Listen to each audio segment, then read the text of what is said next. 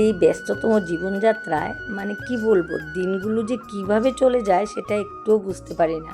দেখতে দেখতেই যেন বছর শেষ হয়ে যায় এমন মনে হচ্ছে, খুব তাড়াহুড়ো করে যেন যে মানে দিনগুলো যায়। যেমন আগে ছোটোবেলায় দুর্গাপূজা মানে কি অপেক্ষায় থাকতাম, একবার দুর্গাপূজা গেলে আবার কখন আসবে, আবার একটা বছরের অপেক্ষায় বসে থাকতাম যে দুর্গাপূজা আসবে। কিন্তু এখন না, মানে খুব দৌড়ে যেন দিনগুলো চলে যায়। আসলে আমরা এত ব্যস্ত হয়ে পড়েছি, সেটা নিয়ে যে ভাবার সেটারও সুযোগ পাওয়া যায় না। তো সেরকমভাবেই শ্রাবণ মাসটাও মনে হচ্ছিল এই তো সেদিন শ্রাবণের প্রথম সোমবার আসছে। এমন করতে করতে কিভাবে যে শ্রাবণের লাস্ট সোমবার চলে গেল বুঝতেই পারলাম না। শ্রাবণ মাসটাই যেন দৌড়ে চলে গেল। তো যথারীতি আজকের যে ভিডিওটা নিয়ে আসলাম সেটা ছিল শ্রাবণের পঞ্চম সোমবার, যেটা লাস্ট সোমবার, মানে গত সোমবারের ভিডিও। তো যথারীতি আমরা প্রত্যেক সোমবারের মতো সেদিনও সকাল সকাল চান করে আমার বর বাজার থেকে সব বাজার এনে দিয়েছিল ঠাকুর পূজার। তো তারপর ঠাকুর ঘরে পূজা শেষ করে আমি আমার তারপর যথারীতি আমরা যেই মন্দিরে গিয়ে শিব ঠাকুরকে চান করাই, আমি অন্যান্য ভিডিওতেও দেখাই যে আমরা যেই শিব মন্দিরে গিয়ে শিব ঠাকুরকে চান করাই, তো যথারীতি সেখানে চলে গিয়েছিলাম আমি, আমার আর আমার বর মিলে তিনজনই গিয়েছিলাম। আমরা স্কুটি দিয়ে চলে গিয়েছিলাম। তো অন্যান্য সোমবারে, মানে অন্যান্য বছর আমরা লাস্ট সোমবারে ভার নিয়ে শিব ঠাকুরের মাথায় জল ঢালি। গতবারও গিয়েছিলাম আমি আমার বর মিলে, সেখানে সকালবেলা গিয়ে শিব ঠাকুরের মাথায় জল ঢেলে এসেছি। কিন্তু এবার কি হয়েছে, ভার নেওয়া হয়নি। আগামীবার যদি শিব ঠাকুর চান আর ভালো রাখেন, ইচ্ছা আছে আবার ভার নেওয়ার। তো এবার কি হয়েছে, বর যেহেতু রবিবারে ক্লাস থাকে, ও ক্লান্ত থাকে, যার জন্য ওকে আর বলিনি, আর একা যেতেও পারবো না, যার জন্য এবারে ভার নেওয়াটা হয়নি। ওকে বললেও হয়তো রাজি হয়ে যেত।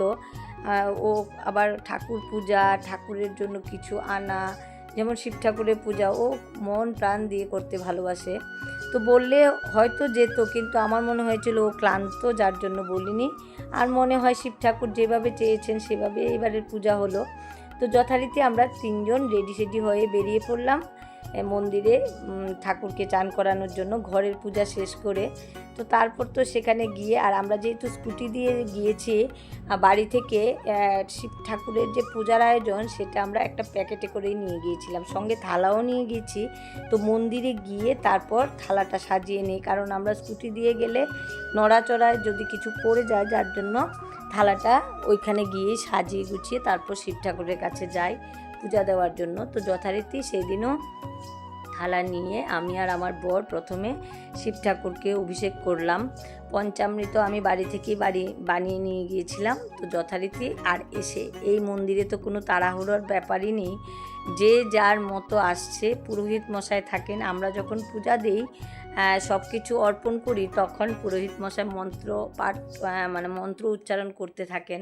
এত ভালো লাগে, সেখানে সব কিছু থাকে এই মন্দিরে, মানে কোনো কিছুরই শঙ্খ ঘণ্টা সব কিছু থাকে আরতি করার জন্য। তো যথারীতি আমি আর আমার বর মিলে প্রথমে শিব ঠাকুরকে অভিষেক করলাম, জল অর্পণ করলাম। তো তারপর আমার করালো।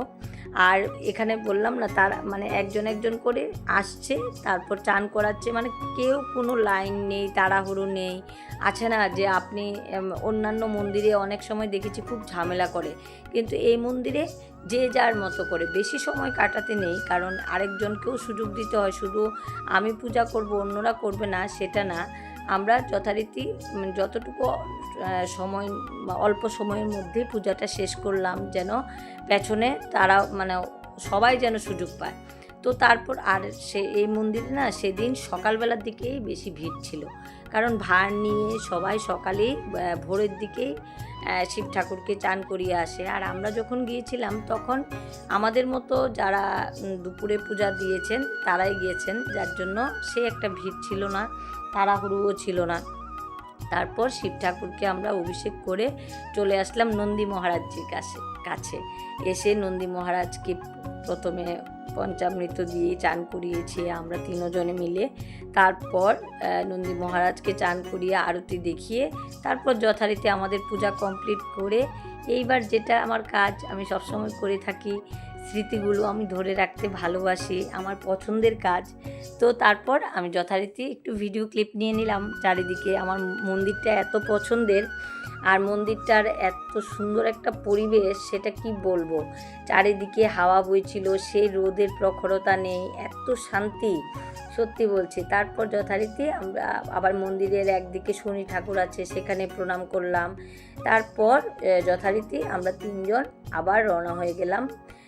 আবার স্কুটি দিয়ে চলে এসেছি। অন্যান্য সময় তো মেয়েরা যদি যায় তাহলে উবার দিয়ে যায়। এবার যে মানে এই গত সোমবারে মেয়েরা যায়নি, ওদের টিচারের বাড়ি ছিল সকালবেলার দিকে, ওরা ক্লান্ত, তার জন্য তো আমরা 3 জন আবার স্কুটি দিয়ে বাড়ি চলে এসেছি।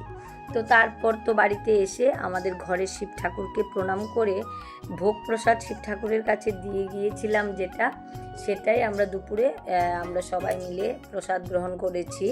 তো এইভাবেই আমাদের শ্রাবণ মাসের 5ম সোমবারটা উদযাপন করলাম। শিব ঠাকুর যেভাবে চেয়েছেন, আমাদের ইচ্ছায় কিছুই হয় না, সত্যি কথা।